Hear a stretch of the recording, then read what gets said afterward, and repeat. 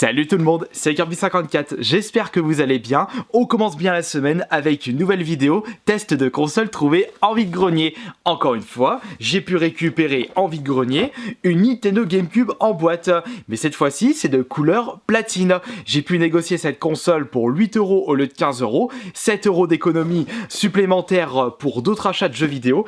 Et c'est quelque chose que je vous ai toujours conseillé de faire. Il faut toujours que vous négociez au maximum les consoles que vous trouvez en vide-grenier, car vous n'avez aucune garantie concernant l'état de fonctionnement de ces consoles-là.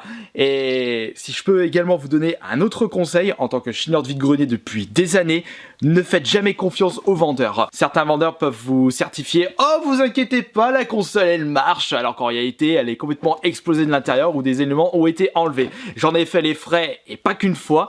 Voilà pourquoi je préfère toujours négocier à mort les consoles que je trouve. Comme ça, si elles marchent pas, aucun regret. Enfin, le regret, si, j'ai quand même un petit peu de regret, mais il est réduit car j'ai fait baisser le prix. On va, comme d'habitude, regarder en détail le contenu de la console. On va regarder également s'il y a besoin d'un petit nettoyage et on testera tout ça. Alors voyons voir. Pour ceux qui ne savent pas, la GameCube, dès sa sortie en Europe, était proposée de couleur violette et il y a eu également un coloris noir. Le coloris platine est sorti un petit peu plus tard. D'ailleurs, sur l'arrière de la boîte, on peut remarquer certains jeux qui n'étaient pas dispo dès la sortie de la GameCube, avec par exemple le Paper Mario de la Porte Millénaire, le Pokémon Colosseum, ainsi que Mario Kart Double Dash, Wind Walker, Metroid Prime, là c'est Animal Crossing, et ici Pikmin. Et nous avons du coup cette bonne boîte qui est cependant un peu plus abîmée à ce niveau-là par rapport à la Nintendo GameCube que j'avais trouvée en boîte la dernière fois. Je sais déjà qu'il manque une manette, ça c'est sûr. Par contre, ouais, j'avais remarqué qu'il n'y avait pas le polystyrène dans cette Nintendo GameCube. Nous avons pas cependant la notice juste ici qui est assez pliée à ces endroits-là. Heureusement, les notices ne sont pas ma priorité parce que sinon j'aurais déjà fait une syncope. Wow, vous allez me dire, vous mettez un gros tas de livres dessus et ça limite la casse, on va dire.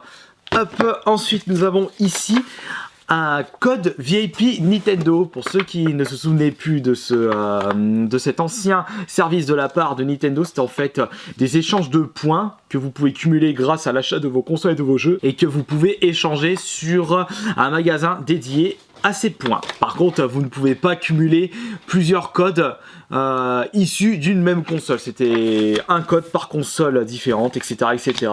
Et c'est vrai que je n'avais pas présenté les deux dernières choses que j'avais pu récupérer dans ce magasin spécial avant sa fermeture. Donc j'avais pu récupérer un petit porte-monnaie à l'effigie de Kirby au fil de l'aventure. Et si je continue avec les petits goodies Kirby que j'avais pu récupérer avec les points VIP, c'était l'OST de Kirby Triple Deluxe. Là aussi je l'ai pas ouvert. Encore une fois, je vois pas l'intérêt d'ouvrir les CD, sachant que toutes les musiques sont disponibles sur YouTube pour ne citer que ce site. Et puis au moins ça reste en état neuf dans ma collection. Par contre, j'ai pas regardé s'il y avait une carte mémoire. Peut-être la surprise du chef.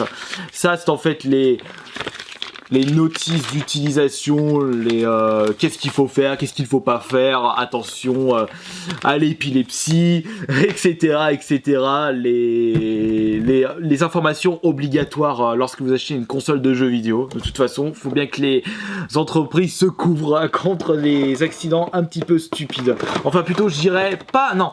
L'épilepsie n'est pas un accident stupide. Excusez-moi de mon argumentation. C'est plutôt que les gens aiment bien pointer du doigt une entreprise alors qu'ils savent très pertinemment qu'ils ne doivent pas passer énormément de temps sur les jeux vidéo à cause de l'épilepsie par exemple. Et donc les entreprises préfèrent prévenir leur clientèle concernant ces risques d'épilepsie. Voilà, là je me suis mieux exprimé.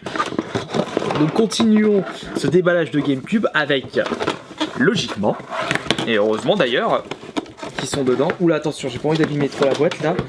Voilà, vous avez certainement dû reconnaître les câbles Péritel et d'alimentation.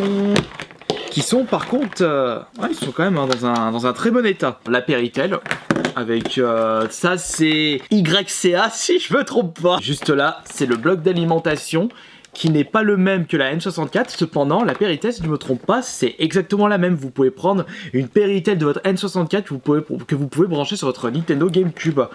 Ouais, je crois, c'était ça. Je suis sûr que c'est ça du coup. Et nous avons pour terminer, juste là, la GameCube. Et dommage, il n'y a pas d'autre chose dans cette boîte. Pas l'ombre d'une petite carte mémoire, et comme vous avez pu le constater, il manque une manette. La console, j'avais pas regardé en détail lorsque je l'avais achetée, chose que j'aurais dû faire pour savoir s'il n'y avait pas de casse ou de risque qu'elle ne fonctionne pas. Mais je ne vois pas de POC, d'amas de poussière, de crasse, de saleté sur cette console. J'avais pas regardé s'il y avait un jeu du coup dans cette console. Sur la dernière GameCube, c'était Seigneur des Anneaux, le tirage, le CD1 ou le CD2. Et là-dedans, nous avons... J'ai pas regardé, attention. Il y a un petit jeu et c'est Billy Hatcher. Donc c'est en fait un jeu d'aventure qui a été développé par Sonic Team. Le jeu il est assez rayé, mais ce ne sont pas des rayures circulaires, donc il devrait marcher. Et on va du coup tester la console avec ce jeu, puisqu'il est fourni avec. Par contre, j'ai besoin d'une manette. Et j'ai bien envie de récupérer cette manette pour le test de la console. Je ne suis pas dans mon bac, toutes mes manettes en vrac, mais plutôt dans ma vitrine, avec la vitrine dédiée à Resident Evil. Et il est vrai que j'avais trouvé en vide-grenier, mais ça date de 3 ans je dirais, une manette GameCube de Resident Evil 4 qui a été fournie avec une console édition limitée Resident Evil 4 que je ne possède pas malheureusement dans ma collection. Mais prix de consolation, j'ai la manette. Maintenant que j'ai pu récupérer une manette, il faut que je récupère la téloche.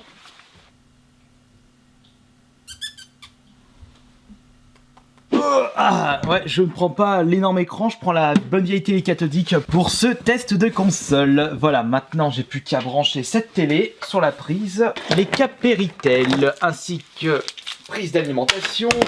J'ai juste à brancher ça sur le derrière. Peut-être éviter de mettre la GameCube devant, parce qu'après vous pourrez pas voir l'écran. On va la mettre là, la GameCube. On va la mettre là, elle sera bien. On branche cette GameCube, après on relie la console à la télé pour avoir le signal vidéo et son bien entendu. Ouais, par contre là j'aurais dû démêler parce que je vais pas m'en sortir. Allez hop, il n'y a qu'une prise Péritel, pas de câble HDMI pour cette GameCube. Voilà, hop, manette démêlée et voilà. Allez, on va s'installer et on va tester cette console. Attention au bruit dégueulasse de la télé. Ouf, toujours aussi crispant. Alors, faut que je mette la V, voilà. Alors maintenant, suspense, est-ce que cette GameCube marche? Power, 3, 2, 1, le power marche.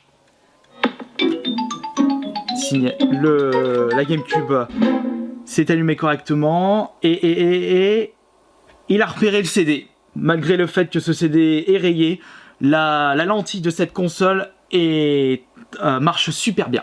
Maintenant, on va tester un petit peu ce Billy Hatcher dans une position inconfortable. J'ai jamais pu le terminer à l'époque, je l'avais testé un peu. C'est plutôt John qui l'avait terminé. Mais on a pu revoir... Attendez, je vais peut-être baisser un peu le son. Mais on a pu revoir ce personnage à travers Sonic All-Star Racing. Vous allez reconnaître le personnage. Et puis je pense que la musique, vous l'avez certainement dû reconnaître parce qu'on peut entendre cette musique sur Sonic All-Star Racing. Aucune carte mémoire. Ouais, je sais qu'il n'y a aucune carte mémoire. Oui, continuez sans sauvegarder. Voilà.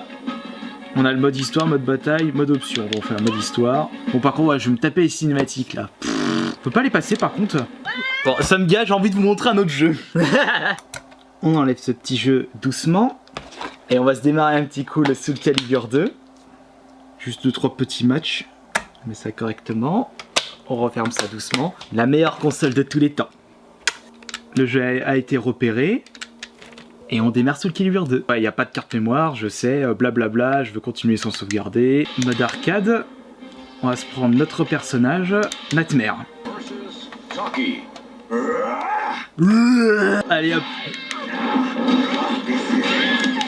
Putain, franchement, même sur une petite télé de merde, le jeu est beau.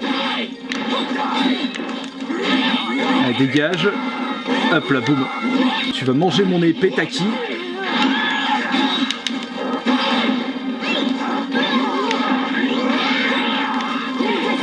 Et voilà, perfect. Allez. Allez, un autre dernier match et après on arrête cette vidéo. Oh putain, Killy qui me saoule avec son bâton. Est-ce que je vais pouvoir faire un perfect? Et par contre, on est en 60 Hz là. Le jeu, je le trouve assez rapide. Et attention, et voilà, le petit perfect pour terminer. Et du coup, c'en est terminé pour cette vidéo. Et j'espère que cette nouvelle vidéo test de console vous aura plu.